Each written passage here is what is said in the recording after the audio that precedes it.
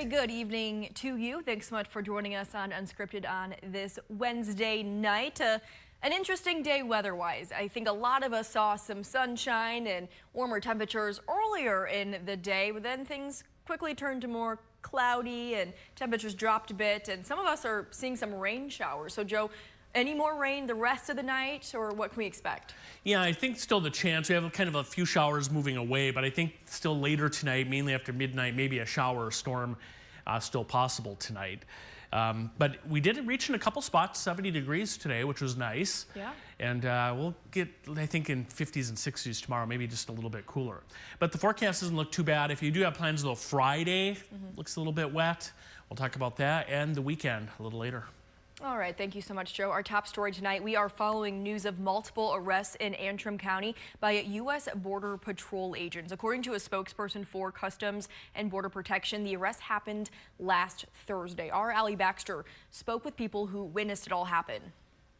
This is what we know for sure. The arrests were made after a Sault Ste. Marie agent pulled over a car for a traffic stop in the village of Central Lake. A spokesperson for Customs and Border Protection says it was because the people arrested were in the United States illegally. 4 people were arrested. 3 are from Honduras, 1 is from Ecuador.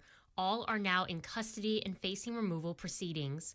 1 faces felony charges for a prior removal from the U.S. An eyewitness who wants to remain anonymous told us they saw the traffic stop happen at the Wash Basket. That's a laundromat in Central Lake. Only 1 person at first was handcuffed and put in the back seat of the agent's vehicle. The eyewitness said after 30 minutes, then all 4 were arrested. An employee of the laundromat was asked by agents if the 4 could use the business's restrooms before leaving. An Antrim County Sheriff's Office deputy was asked to be there for backup. According to Sheriff Kevin Hoke, his deputy wasn't there long, and when he asked dispatch for more information, they said Border Patrol agents didn't say why they were in Central Lake. What we're still working to learn is what prompted the visit to Central Lake from Border Patrol agents. That same eyewitness tells me one of the people arrested allegedly missed a court appearance a few weeks ago and had a warrant. We have yet to confirm that. In Antrim County, Allie Baxter, UpNorthLive News. And we are still asking Customs and Border Protection for more details about the arrest, but we will be sure to keep you updated on air and online once we do learn more. Well, today, the state of Michigan is participating in Go Orange Day as part of National Work Zone Awareness Week. Take a look. Individuals are encouraged to wear orange today to show support of work zone safety. The annual spring campaign is held at the start of construction season to encourage safe driving around construction zones. This year's theme is Respect the Zone so we can all get home. Preliminary Michigan zone work crash information shows there were 16 deaths, more than 1,000 work zone injuries, and more than 6,000 total crashes last year. Now let's talk more about this with our guest tonight, Lieutenant Ashley Miller with Michigan State Police. She is joining us live now. Lieutenant Miller, thank you so much for joining us on Unscripted. Thank you for having me. So we know this Go Orange Day is one initiative to try to raise awareness about driving safe in work zones, but what are some other things happening to try to protect these workers? Right, so the Michigan State Police every year teams up with MDOT to enforce safety zones. So if you are speeding through a zone, we're going to have troopers enforcing those laws to make sure that everyone is safe and abiding by the law. So what are those laws? What are the penalties if you are speeding in work zones? If you are cited for speeding in a work zone, the traffic fines are doubled. And that depends county by county. So I don't have a specific amount, but it ranges from 200 to 500, and then it also additional points on your driving record if you are cited for speeding. And I mean, I think a lot of people kind of already know some of the different safety tips to make sure you're following when you are driving around construction zones, but can you just share a couple of those with folks who are listening? Sure. We always want to remind people that we want to keep our phones down. We cannot be texting and driving. We want to be focused on the one task that you're doing, and that's driving. So limit your distractions, slow down, and abide by the posted speed limits. That is extremely important. And be aware of your surroundings. A lot of people are traveling up to northern Michigan and they don't know the traffic patterns, so just make sure that you're aware of what's going on around you. Absolutely, and it does seem like when spring is in the air, we're seeing more construction workers out there. And I know in Traverse City, Grand Traverse County, we have a lot of road projects underway right now. And today I was driving on Division Street and I was at a stoplight about to turn onto Grandview Parkway. And when I was at that stoplight, there were construction workers literally right next to my car. There wasn't a whole lot of space between us. So it kind of just goes to show how close some of these workers are to your vehicle and how important it is to always be paying attention and driving slow. Absolutely. And we mentioned some of the different data from last year. So we mentioned that crash information shows there were 16 deaths, more than 1,000 work zone injuries, and 6,000 total crashes last year. I know you probably don't have data on hand with you right now, but do you know how these numbers compare to previous years? Like, are things getting better? Are they getting worse? Are we seeing more crashes, less crashes? What's the trend looking like? You know, I can't confirm that data today, but we are seeing crashes in construction zones every single year. And the problem with this is that is preventable. Those crashes are preventable by slowing down and paying attention to what you're doing. The drivers need to be safe, the passengers, and also those road workers. You know, some people get to go to an office for work, but their office is the roadway. So we have to pay attention and make sure that they are going home safe. Sure. Is there anything else, Lieutenant Miller, that you want to mention or you think people should know about this before we let you go? No, thank you so much for promoting this. We want to make sure that the public is aware that we're out enforcing these zones. So it's not a surprise to see a Michigan State Police car in those zones. So just make sure that, you know, you prepare and leave a little early for your destination so you don't feel that anxiety, you know, as you travel through those zones if you're going to be late. Sure, and I know a lot of people when they are traveling through construction zones and they're used to an area being a 45 speed limit, but now it's 25. If they do see a cop and they're maybe a little frustrated for getting pulled over, but then it's a good way to know, like, oh, okay, you know, I'm used to this road being 45. I missed that sign. It is actually 25. So it could be a good thing that you're seeing some more police presence in these areas just to remind you to slow it down. Yes, absolutely. Education is key. Absolutely. All right, Lieutenant Miller, thank you so much for joining us on Unscripted. We really appreciate that. Now let's take a look at our question of the day, which is related to this story. Do you think there is enough being done to protect workers in road construction zones? Scan the QR code on your screen right now. You can also head to our website, UpNorthLive, where you can vote. And it looks like 63% of our voters right now are saying no, they do not think enough is being done to protect workers in construction zones.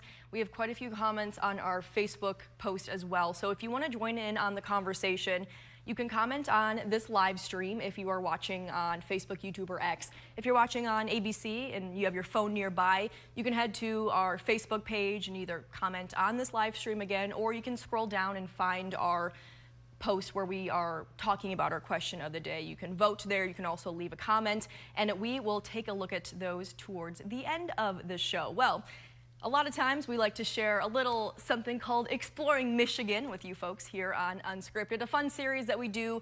Some of our workers here at UpNorthLive and some of our workers at our sister stations downstate, they just go to cool areas around Michigan and just kind of share them with you and let you know what you can do at this area. Well, today our Mark Gillette went to check out a farm in northern Michigan that is not only getting ready for the growing season, but they are welcoming the births of some baby lambs and calves. And the staff at this farm, they really want to experience this special time with all of you folks. So here is Mark Gillette with this edition of Exploring Michigan. We thought the best way that we could do our part is to start farming organically and then to steward the animals the way we would want them to be treated and take care of the land the way that we know to be healthy. That's what started Andrea Romine and her husband's journey into farming. 20 years, and they are the principals that have helped create and guide their Providence Organic Farm near Central Lake. Well, I didn't grow up on a farm, and so I always have awe and wonder about this lifestyle. And I can see that a lot of other people haven't had the opportunity to live and work on a farm. But if you stop here, not only can you shop for your local organic produce, get a righteous cup of coffee, That's really popular. and then sip while you get a lesson in where your food comes from. We love to build relationship with people and help them make that connection. And this time of year, that connection comes from the spring arrivals that happen often. They are so stinking cute, and it's really fun to hold them and see them when they're cute and little. And so I make it a priority to have farm tours every Saturday. People enjoy holding the baby lambs, seeing them up close, seeing the calves running around in the adjacent field. The sheep barn, pretty popular with visitors this time of year. And next door, the cows get a little love as well. We have belted Galloway cattle. They're a beef breed. Andrea and Ryan had a vision for the way they wanted to run a farm and an idea that it was important to share it with anyone who wanted to learn more. Real people grow the food, and we have a story to tell, and I just want people to have that connection and not be disembodied from it. To welcome guests, besides the cute newborns, the coffee, and the other organic offerings inside, the farm has found some hits with visitors that also let them showcase what they do. We also have taco Saturdays with a full-on Mexican pop-up using our organic foods and our farm-raised meats or other local farmers' meats, and that's been super popular. It's all about serving the community they know and welcoming new friends to become a part of it, sharing with guests their experiences of farming the way they want to. Because being a good steward for the animals they raise and the community in which they live has always been a driving force here. We want to leave this place better than what we found it. Mark Chalette reporting.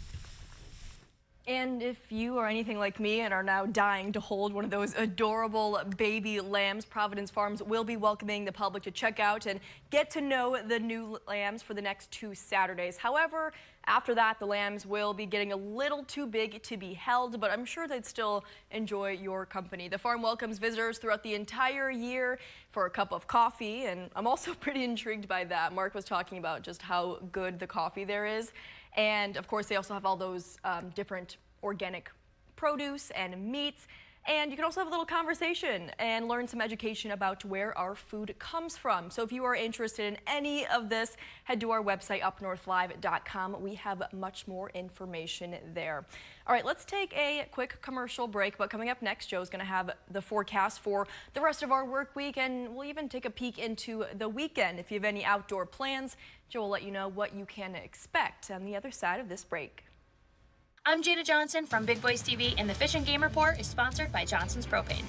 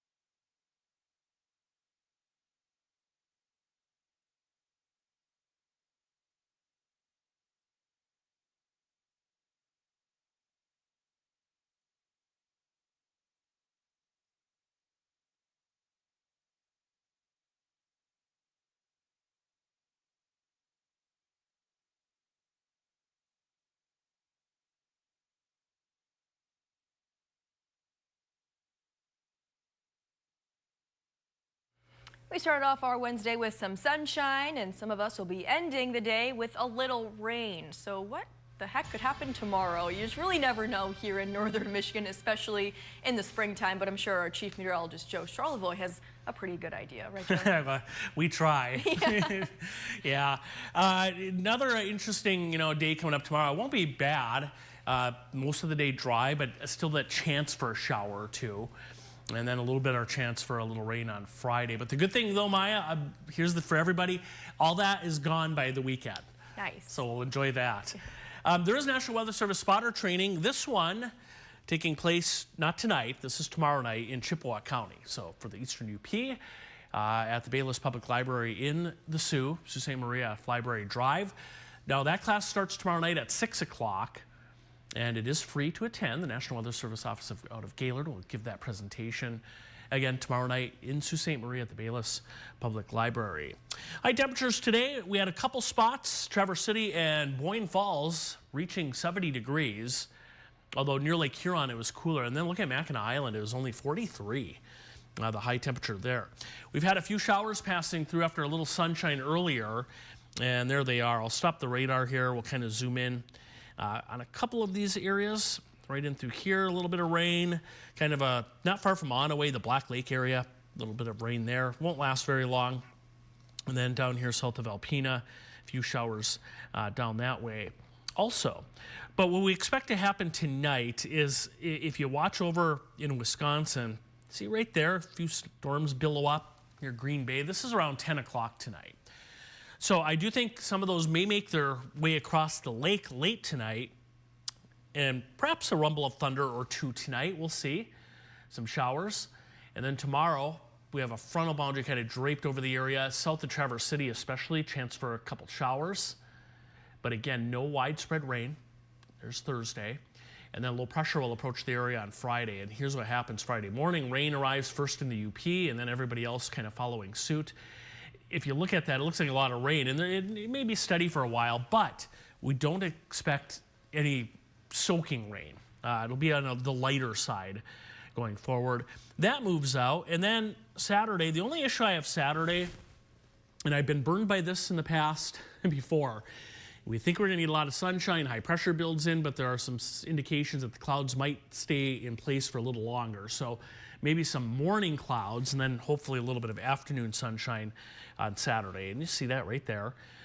And with that being the case, a little cooler, low and mid 50s. But then Sunday, a nice day. It will be dry both days, so no worries on rain over the weekend. 60s Sunday, partly cloudy and a little bit warmer. And then I always like to call this the first, festival of the season, because there are a lot of them as we head towards spring and summer here. But the National Trout Festival kicking off in Kalkaska. Tomorrow, 63, if you're attending that. A few showers are possible, but a nice day to attend that. Friday, yeah, we'll dodge a little rain or a few showers. Not bad, though. 60, again, any rain would be on the lighter side. And then Saturday, some morning clouds and then some afternoon sunshine, hopefully. Temperature Saturday there in Kalkaska in the mid and upper 50s. And there is the extended forecast. So that chance for a little rain on Friday. The weekend looks nice, a little cooler Saturday, 60 Sunday. Then we warm back up again next week, and there is a cold front coming in. It looks like the timing on that right now, Tuesday, and that may kick off a few showers and storms early next week, Maya. But a couple showers here and there, but the nice thing, the weekend looks pretty good. Love to hear that, Joe. All right. All right, thanks so much. We're going to take another quick break, but we will check in with Sports Director Harrison Beebe in just a few minutes. Stay with us.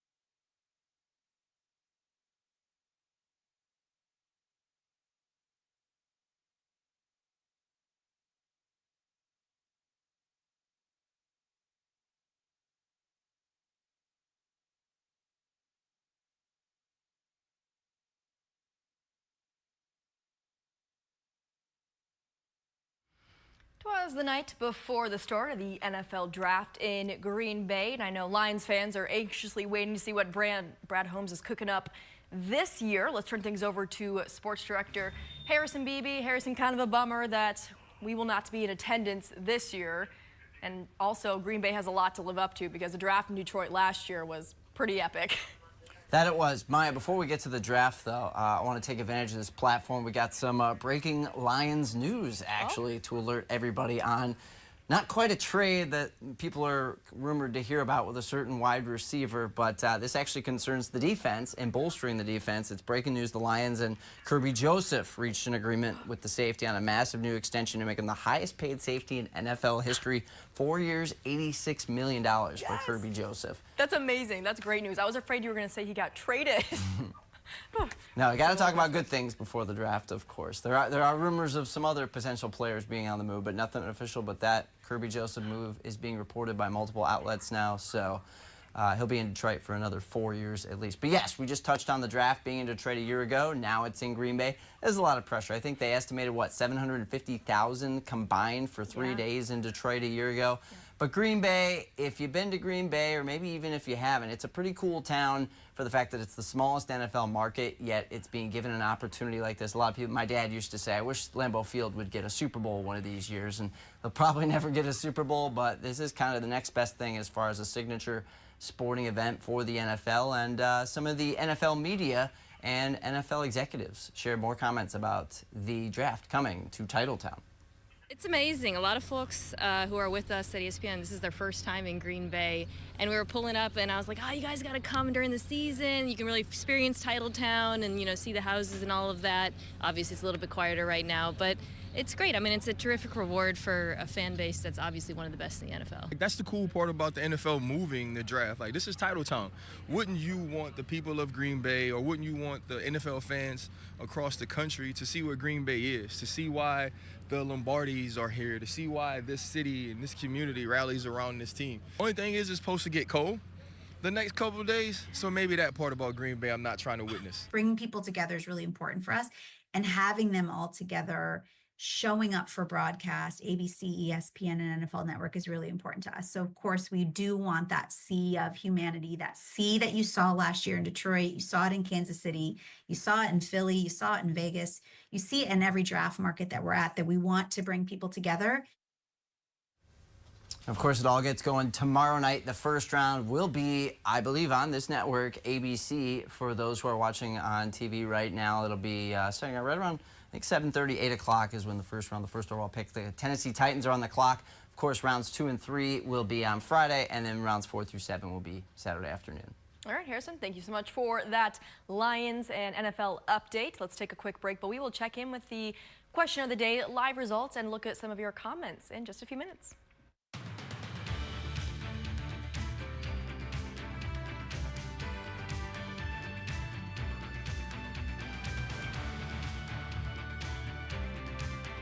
Salon services are furnished by Epiphany Advanced Academy in East Acme.